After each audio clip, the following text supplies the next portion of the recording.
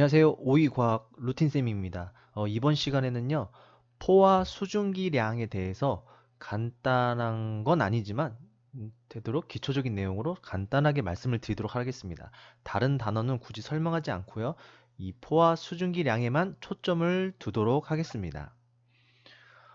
포화 수증기량은 어, 어렵다기보다는 해석하는 게 상당히 조금 귀찮거나 좀 헷갈릴 수가 있습니다. 그래서 그 점을 중점으로 말씀을 드리겠습니다. 우선은 포화 수증기량의 사전적 뜻을 찾아보면 다음과 같습니다. 공기 1세제곱미터 속에 최대한 들어갈 수 있는 수증기의 양을 질량으로 표현한 값. 쉽게 말씀드리면 공기에는 당연히 수증기가 섞여 있겠죠. 그 수증기 양을 질량으로 계산해서 표시했다 그런 뜻이고요. 다른 사전적 정의를 찾아보면 포화 상태의 공기 1kg 속에 포함되어 있는 수증기의 양, 즉 공기가 가득 차여 있는 공기, 그러니까 공기가 현재 뭐 기존 우리가 살고 있는 평상시에 공기의 양을 뜻하는 겁니다. 보통은 뭐 기준으로 뭐 일기압이겠지만 그런 건 굳이 생각하지 않으셔도 되고요. 아무튼 가득 차여 있는 공기 속에 포함되어 있는 수증기 양인데 지금 위의 사전과 아래 사전의 차이점은 위에는 공기를 기준을 1세제곱미터 즉 부피로 기준을 두었고요. 아래는 공기 1kg 질량을 기준으로 두었다는 점 유념해 주시면 됩니다. 보통 교과서마다 다를 수 있고 문제집마다 다를 수 있지만 대부분은 질량으로 기준을 두니까 참고해 주시고요. 여기서 핵심적인 단어는 제가 생각하는 핵심적인 단어는 공기 1세제곱미터, 그 다음에 질량 그램, 수증기 양을 그램으로 표시한다. 그 다음에 포화란 단어와 그다음에 공기 1kg 이 네 가지 단어를 유념해 주시면서 들어주셨으면 좋겠습니다. 참고로 포화 수증기량의 단위는 이 사전적 의미에서 이미 단위가 나와 있습니다. 네. 1g per 세제곱미터 또는 g per 킬로그램 즉 요 분모에 있는 단위는 공기의 양을 나타낸 거고요. 분자에 있는 단위는 수증기의 양을 나타낸 단위입니다. 이해되시죠? 그렇다면 입자들, 특히 포화 수증기량은 기체와 관련된 겁니다. 수증기가 기체를 말하는 거죠. 그래서 기체 입자가 공간을 어떻게 차지하는지 어느 정도는 알고 계셔야 됩니다. 공간을 어떻게 차지하는가 하면 세 가지 상태로 차지한다고 합니다. 자, 수증기가 공간을 가득 차 있으면 포화라 부르고요. 입자가 공간을 가득 채우지 않으면, 아니, 가득 채운 게 아니라 가득 채우다 못해 더 많이 들어가 있으면 평상시 이게 기준, 뭔가 평범함을 벗어났다. 벗어나서 더 많이 입자가 들어가 있으면 과포화. 포화 상태 기준으로 입자가 포화 상태 입자 개수보다 덜 들어가 있다. 그러면 불포화. 이렇게 세 가지 상태로 구분을 합니다.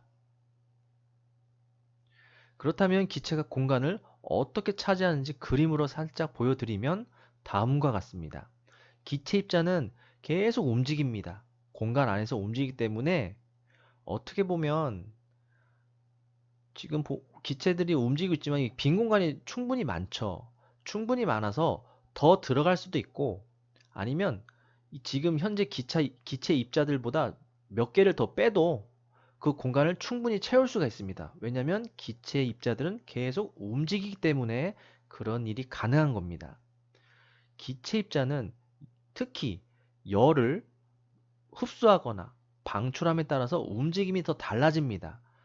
열을 더 흡수했다면 움직임이 더 빨라질 테니까 적은 개수의 입자만으로도 이 공간을 차지할 수 있지만 열을 방출했으면 에너지가 줄어들었기 때문에 이 기체 입자의 움직임이 느려질 겁니다. 느려진다면 기체 입자가 더 들어올 수 있는 공간이 생긴다. 이렇게 이해하시면 됩니다. 공기 안에 수증기가 얼만큼 가득 찰 수 있을까를 과학자들이 이미 계산을 다 해놔서 곡선으로 만들어 놨습니다. 그 표를 포화 수증기량 곡선이라고 합니다. 그래서 이 파트를 공부하실 때 이런 그래프를 많이 보실 겁니다. 문제에서도 많이 나오고요. 다른 건 뭐 그냥 뭐 이렇게 중요하지 않은데 요 빨간색 그래프, 요 곡선이 상당히 중요합니다. 보통 교과서에는 이렇게 그래프 하나만 나오죠. 자, 이 초록색 그래프는 무시하셔도 되고요. 이 빨간색 그래프의 의미는 자, 오른쪽 X축이 온도고요. Y축이 수증기량입니다. 즉, 어떤 공기가 온도에 따라서 온도가 늘어날수록, 온도가 증가할수록 그 공기 안에 들어갈 수 있는 수증기 양도 많아진다는 걸 찾았고 그 수치를 정확히 계산해서 그래프로 표현한 거라 이해하시면 됩니다. 자, 여기는 지금 해외 사이트에서 위키백과에서 찾아왔지만 지금 이 X축 보면은 네, grams H2O per kilogram of air라고 써 있죠. 이거를 우리말로 해석하면 그램 per 킬로그램이란 뜻입니다. 즉 단위를 표현한 겁니다. 공기 1kg 속에 수증기가 몇 그램 들어있는지 표시한 겁니다. 예를 들면 60이란 뜻은 공기 1kg 속에 수증기가 60g 들어간다 이렇게 이해하시면 됩니다. 자, 우선은 그래서 한 가지 예시를 들어보겠습니다.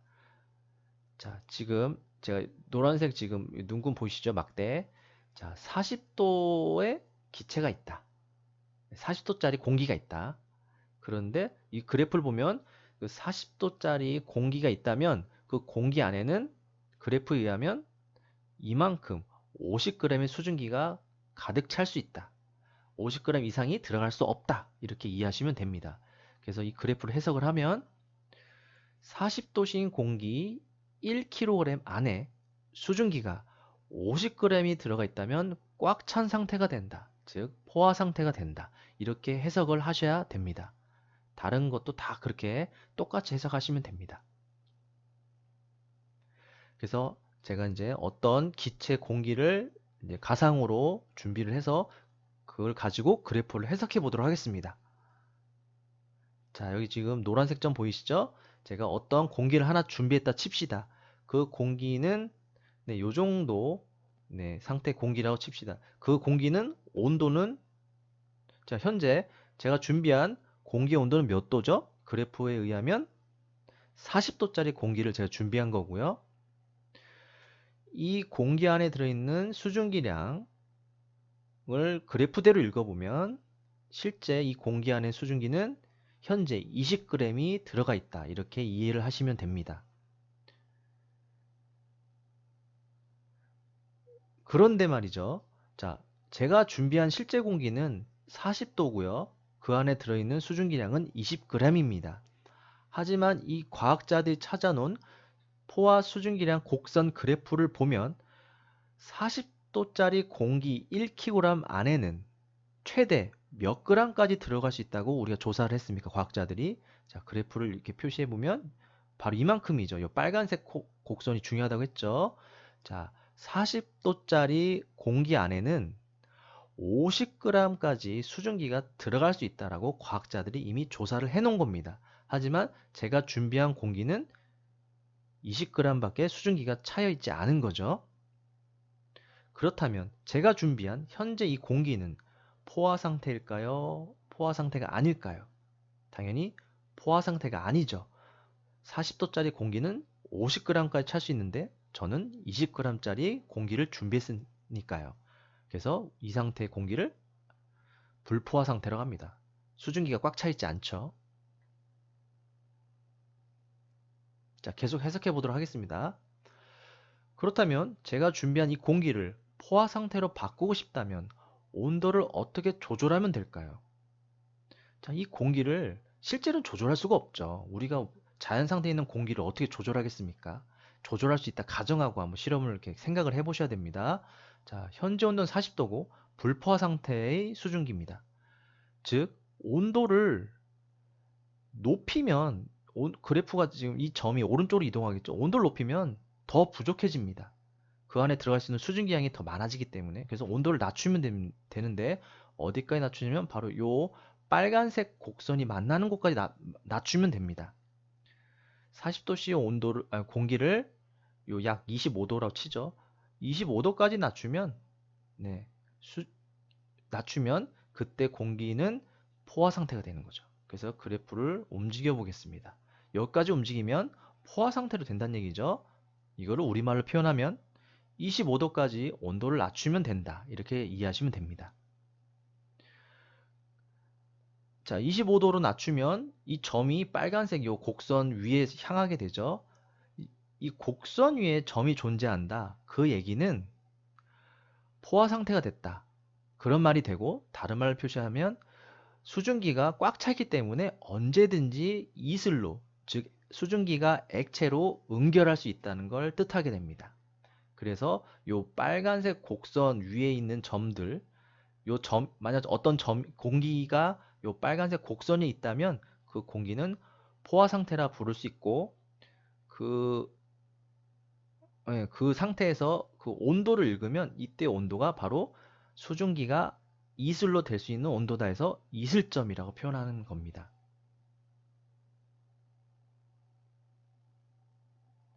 자, 그런데 만약 이 공기를 더 낮춥니다. 15도까지 더 낮추게 되면 어떤 일이 벌어질까? 우선은 점을 이동해 보겠습니다.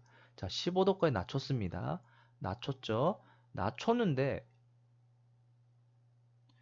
낮췄는데 과포 상태가 된다는 게 무슨 말이냐면, 현재 제가 아까 준비한 공기는 40도였는데 지금 준비한 공기는 15도입니다. 수증기는 20g 그대로고요. 수증기는 변화 안 시켰으니까요. 그런데 과학자들에 의하면 15도일 때 공기 속에는 최대 이 빨간색 점을 읽으면 10g까지 10g까지가 꽉 찰 수 있다 했습니다. 수증기가. 그런데 제가 준비한 공기는 20g이 수증기가 차여 있는 상태죠. 즉 포화 상태보다 더 많이 들어가 있는 겁니다. 그래서 이 넘쳐나는 수증기 양을 다 액체로, 즉 이슬로 쉽게 말해서 토해낸다고 표현하는데 수증기가 이제 요만큼 넘쳐난 만큼의 수증기를 액체로 토해낸다. 이렇게 이해하시면 되죠. 정확한 말로는 이만큼을 이슬로 만들어냅니다. 그래서 계산을 하면 제가 현재 있는 수증기는 요만큼이죠. 20g.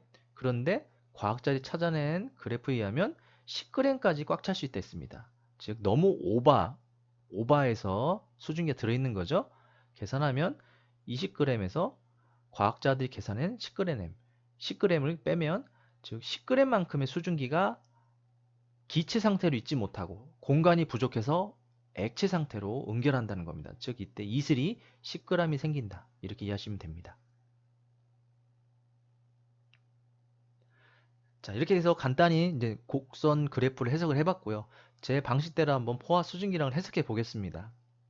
자, 포화 수증기량은 공기 입자가 가득 차 있는데 그 입자들 사이에 수증기 입자가 가득 차 있을 때의 질량. 그게 바로 포화 수증기량이라고 이해하시면 되고요. 그런데 그 공기 안에 들어있는 수증기량은 온도에 따라 공기 입자 사이에 들어갈 수 있는 수증기량이 달라질 수밖에 없습니다. 다시 한번 말씀드리면 공기를 온도를 조절하면 수증기를 더 많이 집어넣을 수도 있고 더 조금밖에 못 넣을 수도 있다. 이렇게 이해하시면 되고요. 실제 공기 안에 수증기가 일정량 있겠죠. 일정량이 존재할 때 그 공기의 온도를 조절하면 수증기를 포화 상태로 바꿀 수도 있고 뭐 과포화 상태 또는 불포화 상태로도 바꿀 수 있다는 얘기가 되고요.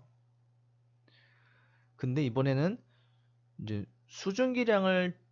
이제 공기 온도를 조절할 수가 없다. 만약에 조절할 수가 없다면 인위적으로 수증기를 넣거나 빼서 그 공기 상태 수증기를 포화 상태 또는 과포화 상태로 바꿀 수도 있다는 말이 됩니다. 하지만 보통 문제를 풀 때는 수증기를 넣었다 뺐다라고 표현하지 않고요. 보통 온도를 조절해서 포화 상태, 뭐 과포화 상태 이렇게 만드는 문제가 이게 해석하는 문제가 나오곤 합니다. 당연히 아래 방식의 문제가 나올 수도 있고요. 그래서 이 포화 수증기량은 상상으로 조금 많이 하시면 도움이 많이 됩니다. 공기가 뭐 40도짜리 기체 안에 공기가 수증기가 몇 그램 있는데 그 몇 그램이 그 곡선에 의하면 과학자의 찾은 표에 의하면 아직 수증기가 부족하구나. 아니면 너무 많이 들어있네 이렇게 해석하시고, 너무 많이 들어있으면 이슬로 토해낸다 이해하시면 되고, 너무 적으면 더 들어갈 수 있다 수증기가, 이렇게 받아들이시면 됩니다. 지금까지 오이과학 루틴쌤이었습니다.